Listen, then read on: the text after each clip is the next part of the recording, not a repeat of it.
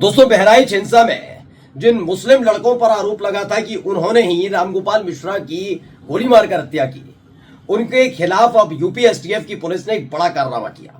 कारनामा यह कि 2 लड़कों का एनकाउंटर कर दिया है। जी हां, अब तक 5 लोग गिरफ्तार किए गए हैं, जिनमें से 2 लोगों का एनकाउंटर ये कहकर कर दिया गया कि वो नेपाल भागने की फिराक में थे।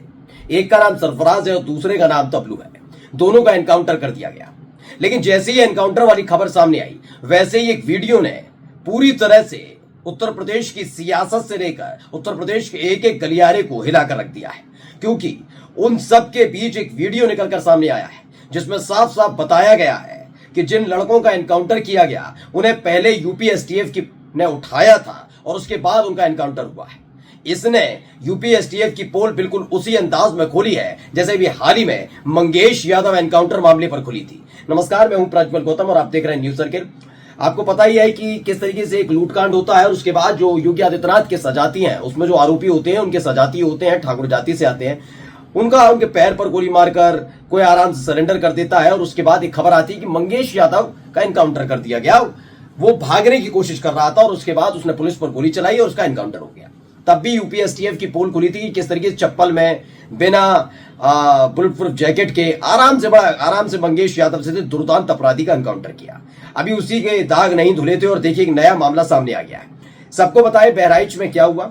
बहराइच में तमाम दावे कितने भी किए जाए, लेकिन सबूतों के आधार पर चीजें मानी जाती हैं। बहराइच में हुआ ये कि बहराइच में दुर्गा मूर्ति विसर्जन हो रहा था, तभी आरोप लगाया गया हिंदूवादी संगठन, हिंदूवादी लोगों की तरफ से। उन्होंने कहा कि हम पर पथराव किया, जबकि उसका कोई भी सबूत वो पेश नहीं कर पाए। हाँ, एक वीडियो जरूर सामने आया जिसमें मुस्लिम जो पक्ष है उसका दावा सटीक बैठता नजर आया, जिसमें उसी भीड़ में से एक लड़का मुस्लिम समुदाय के घर के छत पर चढ़ता है, हरे रंग के झंडे को तोड़ता है, फाड़ता है और उसके बाद भगवा झंडा लहराकर जय श्री राम के नारे लगाता है। थोड़ी देर बाद खबर आती है कि उसी लड़के की गोली मारकर हत्या कर दी गई। किसने मारी, कैसे मारी, किसी को नहीं पता, लेकिन जो आरोप लगे वो आरोप लगे उसी घर के मालिक अब्दुल हमीद पर, उनके बच्चों पर। अब उनके वजह से एक लड़के का एनकाउंटर हो गया। पहले मैं खबर दिखा रहा हूं, खबर पढ़िएगा, क्योंकि इसकी आशंका पहले ही जताई जा रही थी। खबर पढ़िए। बहराइच हिंसा में 5 आरोपी गिरफ्तार, एनकाउंटर में 2 को लगी गोली, नेपाल भागने की फिराक में थे। यूपी के बहराइच में हुई हिंसा के 2 आरोपियों का एनकाउंटर हो गया। कुल 5 लोग पकड़े गए हैं। ये नेपाल भागने की फिराक में थे। जिन आरोपियों का एनकाउंटर हुआ उनके नाम सरफराज उर्फ रिंकू और मोहम्मद तालिम उर्फ सबुलू है। इनका पहले से ही जता दिया गया था कि इनका एनकाउंटर हो सकता है। आप कहेंगे कैसे, मैं अब आपको वीडियो दिखाऊंगा। दरअसल ये खबर जैसे ही अभी थोड़ी देर पहले आई है, उसके बाद एक वीडियो सामने आया है।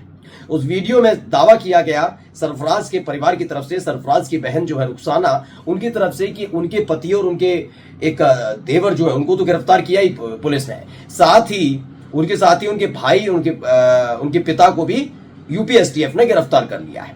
उनको डर इस बात का सता रहा है कि कहीं आने वाले दिनों में यूपी एसटीएफ या पुलिस उनका एनकाउंटर न कर दे। ये बात सच हो गई 24 घंटे के अंदर ही, क्योंकि खबर निकलकर सामने आ गई। इसके लेकर कई सवाल हैं, उन सवालों को भी आपके सामने रखूंगा, लेकिन सबसे पहले बयान सुनिए रुखसार का क्या कहना है। बोले मेरे पति ओसामा और मेरे देवर शाहिद को लेके चले गए। उसके बाद से उन लोगों का कोई अता पता नहीं चल रहा है कि धर्म कांटे के पास से मेरे पापा और मेरे भाइयों को अरेस्ट कर लिया गया है। उनके साथ 1 लोग और हैं, 4 लोगों को अरेस्ट किया गया है, लेकिन उनका भी कुछ पता नहीं है। तो रुखसार का आपने बयान सुना है। ये कौन है मैं बता देता हूँ। ये वही है जिनके घर पर एक झंडा लगा था हरे रंग का, और रामगोपाल मिश्रा नाम के व्यक्ति ने जो वीडियो आया था सामने, उसमें तोड़ता हुआ नजर आया था। आरोप इनके ही पिता, रुखसार के पिता पर लगा, अब्दुल हमीद पर की गोली मारकर हत्या कर दी रामगोपाल मिश्रा की।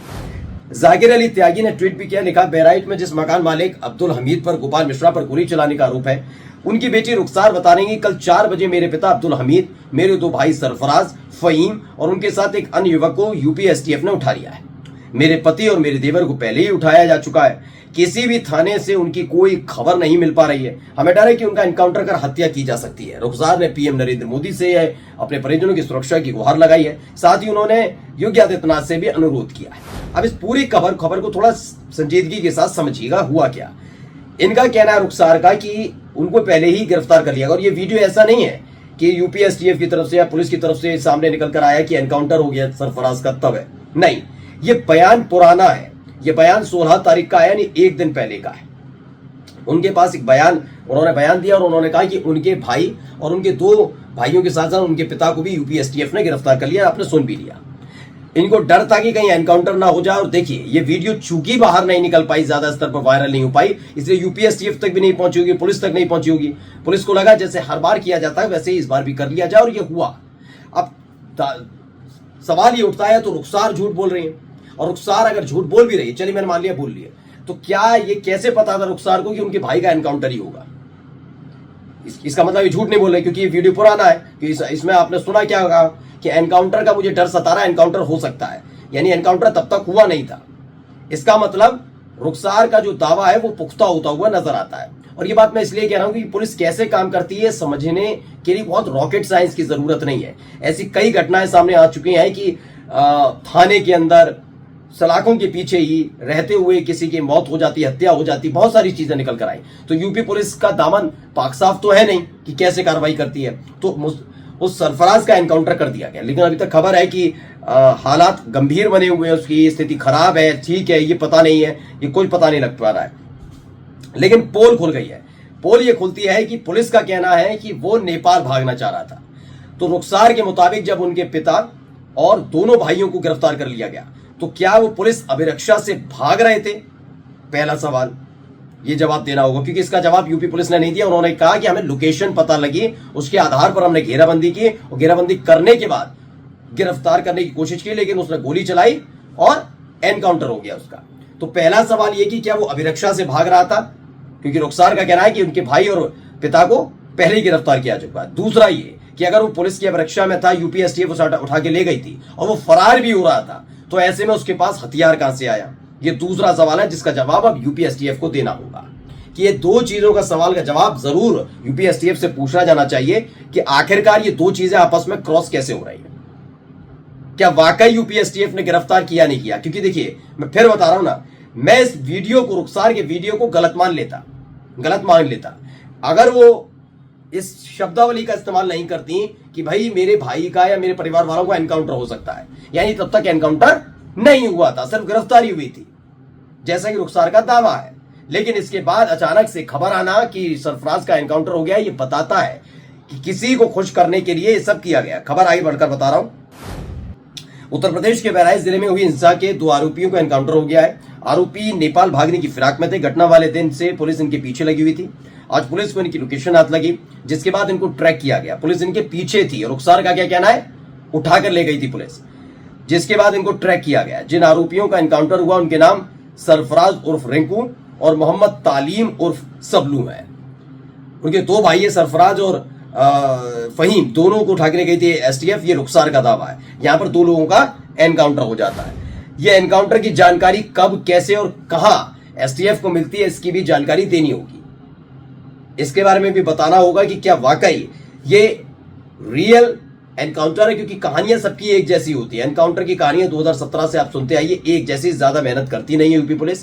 सिर्फ यही कहती है कि हम घेरेबंदी कर रहे थे, हम लगातार चेकिंग कर रहे थे, 2 पुलिस दो या 3 अपराधी जो भी आते हुए हमें मोटरसाइकिल पर नजर आए या गाड़ी से आते हुए नजर आए, हमने उन्हें रोकने की कोशिश की, वो नहीं रुके, वो भागने लगे। उसके बाद हमने जब पीछा किया तो उन्होंने हम पे गोली चलाई और अपनी रक्षा के लिए हमने उन पर गोली चला दी और एनकाउंटर कर दिया। ये कहानी बहुत बार सुनी जा चुकी है। 2017 से हमें कम से कम 7 से 8 साल हो गए। कुल मिलाकर इसकी जांच होना बहुत जरूरी है। नमस्कार।